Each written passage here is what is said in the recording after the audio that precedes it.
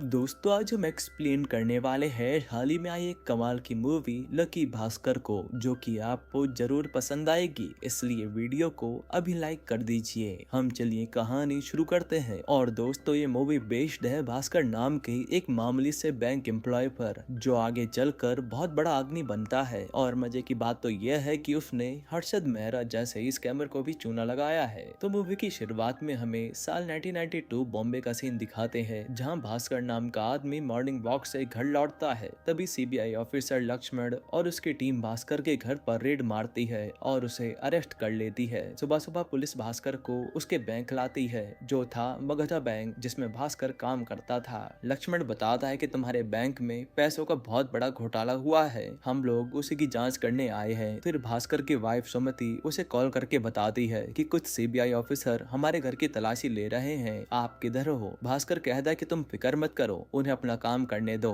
इधर बैंक में ऑफिसर्स ने सारी फाइलें बिखेर रखी थी, उनकी इन्वेस्टिगेशन जोरों शोरों पर थी। इस बीच भास्कर हमें अपने बारे में बताना शुरू करता है। भास्कर मगधा बैंक का एक छोटा सा एम्प्लॉय था, जिसकी सैलरी थी महज 6,000 रुपए। ऊपर से उसने 36,000 का कर्जा भी ले रखा था। भास्कर रोज अपने बजाज स्कूटर पर बैठकर टाइम से बैंक पहुंच जाता और सीनियर्स के दिए सारे कामों को बिल्कुल ईमानदारी से करता, इस उम्मीद में कि किसी दिन उसका भी प्रमोशन होगा, जिससे उसका सारा कर्जा चुकता हो जाएगा। और हाँ, यहाँ गौर करने वाली बात यह है कि उस जमाने में कंप्यूटर्स ज्यादा प्रचलित नहीं थे। बैंक का सारा काम जैसे कि लेजर्स, स्टेटमेंट वगैरह वगैरह एम्प्लॉयज मैन्युअली ही भरा करते थे। बैंक के गराज में एक मारुति 800 पड़ी थी। एक शख्स जिसने उस कार का लोन नहीं भरा था, बैंक ने उसकी एक कार जब्त कर ली थी। अब भास्कर रोज उसी मारुति 800 को देखता और मन में सोचता कि एक दिन मेरी भी ऐसी ही कार होगी। यहाँ भास्कर का एक जिगरी दोस्त भी था, सांबा, और ये दोनों क्लासमेट थे। लेकिन भास्कर पढ़ाई में अच्छा होने के कारण पढ़ लिख कर बैंक एम्प्लॉय बन गया, जबकि सांबा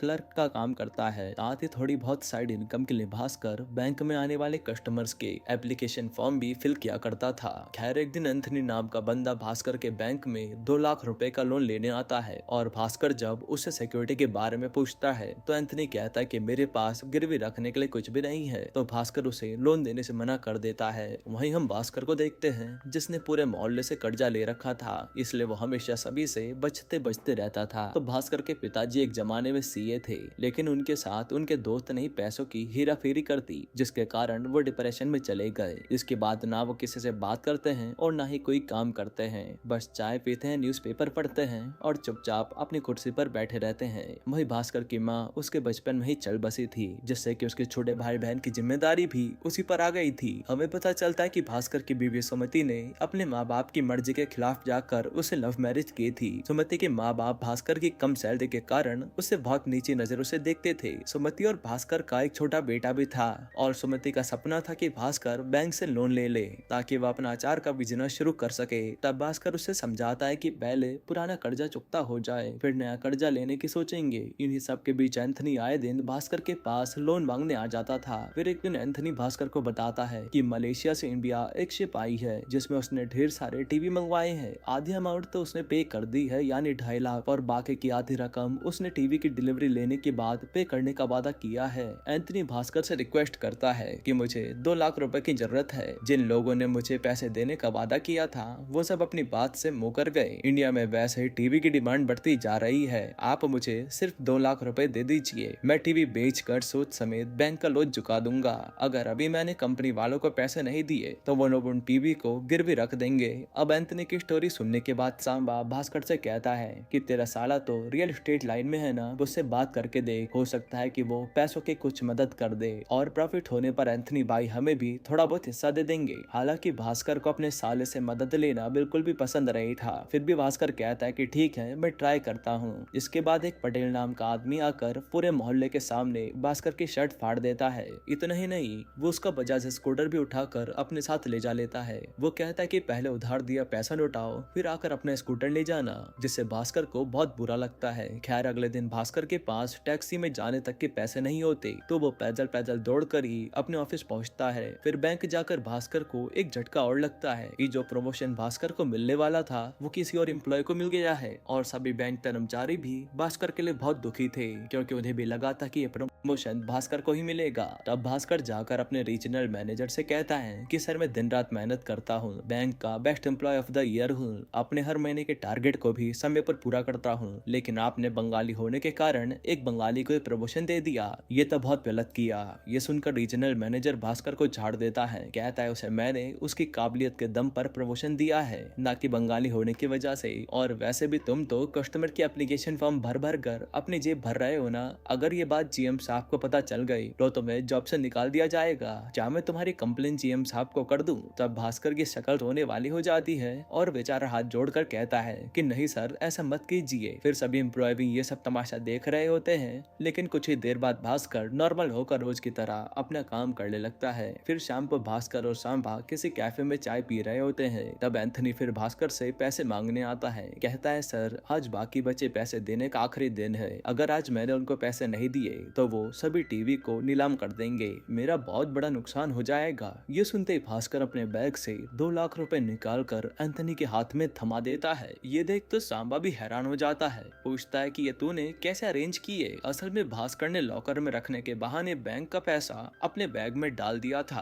आज फ्राइडे होने के कारण बैंक अगले 2 दिन बंद रहेगा। भास्कर ने सोचा 2 दिनों में एंथनी टीवी बेचकर उसे पैसे वापस लाकर दे देगा, फिर वो मंडे को सुबह जाकर पैसे लॉकर में रख देगा, किसी को कुछ पता भी नहीं चलेगा। यहाँ भास्कर कहता है कि अगर किसी को पता चला तो ज्यादा से ज्यादा क्या होगा, मेरी नौकरी चली जाएगी। अरे मैं तो पहले से ही इतनी मुसीबत में हूँ, उस पर नौकरी भी चली गई तो कौन सी बड़ी बात होगी। फिर एंथनी कहता है कि इंडिया में आजकल टीवी की बहुत डिमांड है, लेकिन दूसरे देश से इंपोर्ट होने के कारण टीवी के पीछे काफी सारा टैक्स भरना पड़ता है, जिससे टीवी की कीमत तकरीबन 30,000 तक पड़ जाती है। हालांकि हम एक छोटे से ट्रिक का इस्तेमाल कर काफी सारा टैक्स बचा सकते हैं। इंडिया में स्पेयर पार्ट्स इंपोर्ट करने पर कोई भी टैक्स नहीं लगता, तो हम स्पेयर पार्ट्स के नाम से टीवी इंपोर्ट करेंगे, बाकी हम पोर्ट के ऑफिसर को थोड़ा बहुत खर्चा पानी दे देंगे ताकि वो हमारे काम में टांग ना अड़ाए। इस तरह हम 30,000 का टीवी 12,000 में खरीद सकेंगे। खैर अब अगले दिन देर रात तक भास्कर एंथनी का वेट करता है, मगर एंथनी पैसे लेकर वापस नहीं लौटता। फिर एंथनी और सांबा भास्कर के पास आते हैं। सांबा मायूस चेहरे के साथ कहता है कि सब खत्म हो गया।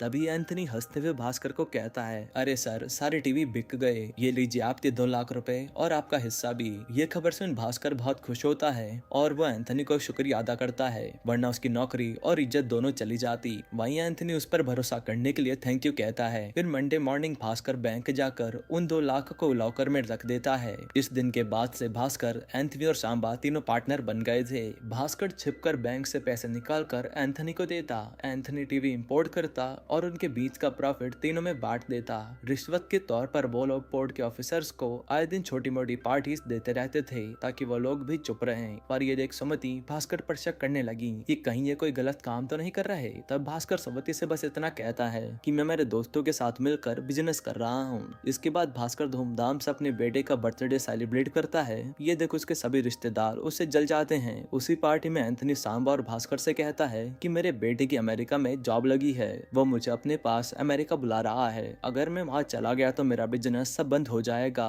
और मुझे उसी की कमाई खानी पड़ेगी। अब तक मैंने जो कुछ भी कमाया सब बेटे की पढ़ाई लिखाई में लगा दिया, अब मेरे पास कोई भी सेविंग नहीं बची। इससे पहले मैं अमेरिका जाऊं, क्यों न हम एक बड़ी डील करें, प्रॉफिट को तीनों में आपस में बांट देंगे, उन्हीं पैसों से मैं अमेरिका में कोई छोटा मोटा बिजनेस शुरू कर लूंगा। आगे एंथनी बताता है कि इस हफ्ते दुबई से 3 महंगी गाड़ियां आ रही हैं जिनके कोई कागज नहीं है, अगर हम ये 3 गाड़ियां डीलर को बेच दे तो हमारी किस्मत पलट जाएगी, लेकिन इस सौदे के लिए हमें 10 लाख रुपए चाहिए होंगे। भास्कर कहता है कि अरे बाप रे, 1-2 लाख रुपए की बात होती तो भी ठीक था, पर 10 लाख रुपए बहुत ज्यादा है, बैंक वालों को शक हो जाएगा। हालांकि बाद में भास्कर का मन बदल जाता है और वो डील के लिए रेडी हो जाता है। फिर भास्कर जैसे तैसे बैंक से 10 लाख रुपए निकाल कर एंथनी को देता है, तो ये लोग पोर्ट पर उन गाड़ियों की डिलीवरी लेने जाते हैं। मगर जब वो लोग गाड़ियां लेकर डीलर के पास आते हैं तो उन्हें पता चलता है कि उस डीलर को तो पुलिस ने किसी और केस में अंदर कर दिया है। ये सुन उन तीनों के होश उड़ जाते हैं। तभी भास्कर के दिमाग में एक आइडिया आता है, वो उन गाड़ियों पर गवर्नमेंट का नंबर प्लेट लगवा देता है। इसके बाद कुछ भिखारियों को नेता बनाकर उन गाड़ियों में बिठा देता है। वहीं एक बार डांसर को फिल्म एक्ट्रेस बनाकर एक गाड़ी को चेक पोस्ट पार करवाता है। तब पुलिस भी इन्हें वीआईपी गाड़ियां समझकर ज्यादा कुछ नहीं पूछती। फिर उन गाड़ियों को ये लोग गोवा में ले जाकर बहुत अच्छी कीमत पर बेच देते हैं और गोवा से लौटने के बाद एंथनी अमेरिका के लिए रवाना हो जाता है। फिर अगली सुबह भास्कर पैसे लेकर बैंक जाता है, जहां वो देखता है कि पुलिस और आरबीआई ऑफिसर पहले से मौजूद हैं। असल में बैंक के रीजनल मैनेजर और रीजनल असिस्टेंट मैनेजर ने मिलकर एक बहुत बड़ा स्कैम किया था। ये देख भास्कर बहुत घबरा जाता है, सोचने लगता है कि इन पैसों को मैं लॉकर में कैसे रखूं। उसी समय जीएम आकर भास्कर से उसके हाथ में पकड़े सूटकेस के बारे में पूछने लगता है। कहता है, भास्कर आज तुम सूटकेस के साथ बैंक क्यों आए हो, इसमें क्या है दिखाओ जरा। भास्कर कहता है कि सर छुट्टी थी ना, तो मैं अपने गांव चला गया था, वहीं से सीधा बैंक आ रहा हूँ। फिर सूटकेस खोलने पर अंदर से कपड़े निकलते हैं। तब हमें पता चलता है कि जब सभी लोग बैंक से बाहर गए थे, उस समय भास्कर ने मौका देखकर उन पैसों को अपनी जगह पर रख दिया था। खैर सब हो जाने के बाद भास्कर सांबा से कहता है कि अब मैं इस काम को छोड़ दूंगा, ये काम बहुत रिस्की है। वहीं सांबा तो अपने क्लर्क की नौकरी छोड़कर इसे स्मगलिंग के काम में लग गया था। अब भास्कर के पास उस समय 50 लाख रुपए इकट्ठे हो गए थे। और फिर भास्कर का छोटा भाई उसे आकर बताता है कि भैया मुझे लंदन की यूनिवर्सिटी में सीट मिली है, अगर मैं इंडिया से इंजीनियरिंग करता हूँ तो मेरी सैलरी केवल 5 से 10,000 रुपए होगी। वहीं अगर मैं लंदन या अमेरिका से करूंगा तो मुझे महीने का 60,000 रुपए मिलेगा। तब भास्कर खर्चा कर कर अपने भाई को लंदन पढ़ाई के लिए भेज देता है। फिर एक दिन बैंक का चेयरमैन बैंक आता है और भास्कर से कहता है कि रीजनल मैनेजर और रीजनल असिस्टेंट मैनेजर के कारण हमारे बैंक की बहुत बदनामी हुई है, इसलिए मैं अब बैंक में कुछ बदलाव कर रहा हूँ। आज से तुम इस बैंक के असिस्टेंट जनरल मैनेजर हो और तुम्हारी सैलरी होगी 19,000 रुपए। अगर और कुछ भी चाहिए तो बता देना। ये सुन भास्कर की खुशी का कोई ठिकाना नहीं रहता और भास्कर चेयरमैन से उस मारुति 800 की रिक्वेस्ट करता है जो बैंक के गराज में पड़ी थी। तब ये गाड़ी उसे मिल जाती है और वो गाड़ी को खुशी खुशी अपने घर ले आता है। फिर प्रेजेंट में सीबीआई ऑफिसर लक्ष्मण भास्कर का बैंक स्टेटमेंट देख हैरान हो जाता है, क्योंकि भास्कर के बैंक में 100 करोड़ रुपए पड़े थे। लक्ष्मण पूछता है कि एक मामूली बैंक एम्प्लॉय के खाते में इतनी बड़ी रकम कहां से आई। इसके बाद भास्कर कुछ सोचने लगता है और फिल्म फिर से फ्लैशबैक में जाती है। जिस समय चेयरमैन ने भास्कर को जनरल असिस्टेंट मैनेजर बनाया था, तब चेयरमैन ने भास्कर से कहा था कि हमारे बैंक के कुछ वैल्यूएबल कस्टमर्स हैं जो बैंक के लिए बेहद जरूरी हैं। उन्हीं में से एक कस्टमर है हर्षद मेहरा। भास्कर आज से तुम पर्सनली मिस्टर हर्षद मेहरा का अकाउंट हैंडल करोगे, जिस पर भास्कर मान जाता है। फिर अगले दिन हर्षद मेहरा का खास आदमी सूरज बैंक आता है और वो कुछ डॉक्यूमेंट्स को भास्कर को सौंपते हुए कहता है कि ये कटारी बैंक के बीआर पेपर्स हैं। उस समय बैंक का एक पियोन चंदन नाम के एक एम्प्लॉय से पूछता है कि सर ये बीआर का मतलब क्या होता है। चंदन पियोन को बताता है कि जैसे हम बैंक से लोन लेते हैं उसी तरह एक बैंक भी दूसरे बैंक से लोन ले सकता है, मगर आरबीआई के नियम के मुताबिक एक बैंक डायरेक्टली दूसरे बैंक को लोन नहीं देता। दोनों बैंक के बीच एक ब्रोकर का होना जरूरी है। यहाँ हमारी बैंक और कटारी बैंक के बीच हर्षद मेहरा ब्रोकर है। हमारी बैंक हर्षद मेहरा को पैसे देगी और वो कटारी बैंक को पैसे लौटाते वक्त भी यही प्रोसीजर फॉलो होगा। और जाहिर सी बात है, ब्रोकर होने के नाते हर्षद मेहरा को भी कुछ कमीशन मिलेगा। इसी को बीआर कहते हैं। फिर भास्कर सूरज को बीआर देते हुए कहता है कि इस बार को 2 हफ्तों में क्लियर कर दो। तब सूरज कहता है कि सर इसमें तो थोड़ा टाइम लगेगा और वो भास्कर को रिश्वत देने की कोशिश करता है, लेकिन भास्कर कहता है कि नहीं, 2 हफ्ते मतलब 2 हफ्ते। फिर एक दिन भास्कर हर्षद मेहरा के बैंक स्टेटमेंट चेक कर रहा होता है। तब उसके करोड़ों में ट्रांजैक्शन थे और हाँ, स्टेटमेंट में ये भी साफ था कि भास्कर के बैंक ने हर्षद मेहरा को लोन दिया था, मगर हर्षद ने वो पैसे कटारी बैंक को दिए, ऐसा कोई भी स्टेटमेंट नहीं मिला था। हैरानी की बात तो ये थी कि हर्षद मेहरा ने कटारी बैंक से भी बीआर लिया था, यानी वो दोनों तरफ से पैसे ले रहा था। भास्कर सोच में पड़ जाता है कि दो बैंकों से बीआर लेकर ये आदमी क्या कर रहा है, क्योंकि वो कुछ दिनों बाद वो पैसे लाकर बैंक में लौटा देता था। तब भास्कर अपने तरीके से इस बारे में इन्वेस्टिगेशन करना शुरू करता है। फिर हमें पता चलता है कि हर्षद मेहरा बैंक से बीआर लेकर शेयर मार्केट में इन्वेस्ट करता था। वो किसी भी शेयर को बहुत कम कीमत पर खरीद कर लोगों को उसे खरीदने को कहता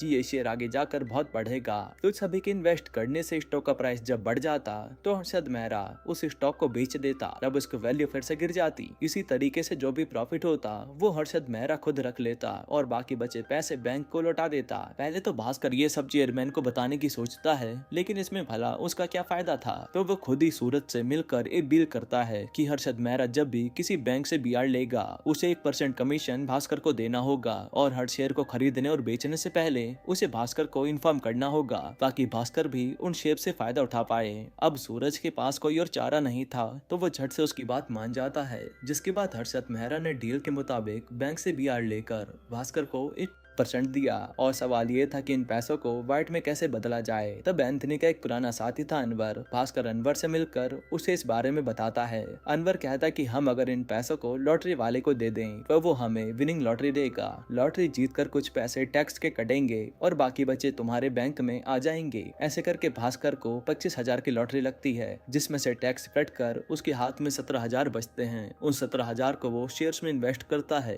देखते देखते भास्कर 17,000 को 70 लाख में बदल देता है, क्योंकि हर्षद मेहरा उसे शेयर्स की सारी जानकारी दे रहा था। अब प्रेजेंट में भास्कर लक्ष्मण से कहता है कि सर मैंने एक दिन लॉटरी खरीदी थी, वही जीत कर मैंने शेयर मार्केट में लगाया था और ऐसे करते करते मुझे प्रॉफिट होने लगा। लक्ष्मण पूछता है कि तुमने एक दिन में 70 लाख रुपए कहाँ खर्च कर दिए। भास्कर कहता है कि इसमें से मैंने अपनी बहन की शादी करवाई। शादी की शॉपिंग के लिए जब मैं अपनी बीवी और बहन को लेकर एक मॉल गया तो उन लोगों ने मेरा हुलिया देखकर मेरा बहुत मजाक उड़ाया, तो मैंने मॉल वालों का घमंड उतारने के लिए एक महंगी गाड़ी खरीदी और उसी में जाकर उस पूरे मॉल का सामान खरीद लिया। इसी में मैंने पूरे 70 लाख रुपए उड़ा दिए। अब पास्ट में जब वापस भास्कर को बीआर का 1% मिलता है तो वो फिर अनवर के पास जाता है। इस बार अनवर उसे एक फेक कंपनी बनाने का आइडिया देता है, तो भास्कर सुमति के नाम से फूड बिजनेस ओपन करता है। इसी से रिलेटेड वो जाली अकाउंट्स बनाता है, ये शो करने के लिए कि फूड बिजनेस के लिए बाहर से प्रोडक्ट इम्पोर्ट हो रहे हैं, यानी वो लोग फर्जी तरह से खर्चे दिखा रहे थे।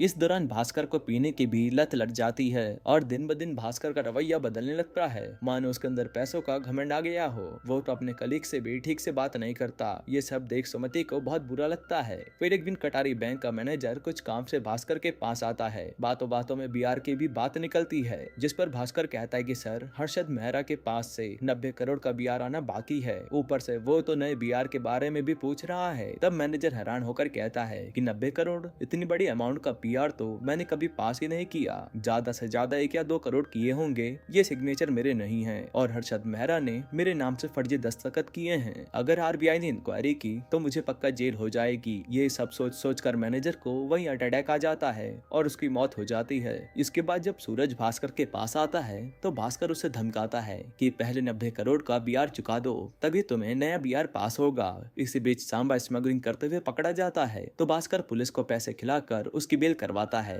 फिर भास्कर का साला उससे कोई इमरजेंसी के लिए पैसे मांगता है और इसी दौरान सुमति और उसकी माँ के बीच खूब कहासुनी हो जाती है। उसकी माँ कहती है कि फूड बिजनेस का सुझाव मैंने तुझे दिया था और मेरी वजह से तुमने इतना पैसा कमाया है। ये सुनकर सुमति गुस्से में अपनी शॉप ही तोड़ देती है और घर में इतना कलेश होता देख भास्कर के पिताजी इतने सालों बाद अपना मुंह खोलते हैं। वो भास्कर को अकेले में ले जाकर पूछते हैं कि तुम असल में क्या काम करते हो, मुझे बताओ, क्योंकि इस बिजनेस के बिल्स को देखकर ऐसा नहीं लगता कि ये बिल असली है। और ये बात मत भूलो कि मैं तुम्हारा बाप हूँ जो कि सीए रह चुका हूँ। तब भास्कर अपने पिताजी को सब कुछ सच बता देता है। इसके बाद जब वो भास्कर को समझाते हैं तब जाकर भास्कर के दिमाग में पैसों का नशा उतरता है। फिर वो अपने साले और दोस्त सांबा की हेल्प करता है और जिन लोगों को उसने जलील किया था उन सबसे माफी मांगता है। इसके बाद एक दिन जीएम भास्कर को बुलाकर पूछता है कि तुम मिस्टर हर्षद मेहरा के बीआर को अप्रूव क्यों नहीं कर रहे। भास्कर कहता है कि सर उनकी तरफ से 90 करोड़ आना बाकी है, ऐसे में मैं एक और बीआर अप्रूव कैसे कर दूं। लेकिन जीएम भास्कर पर दबाव डालने लगता है,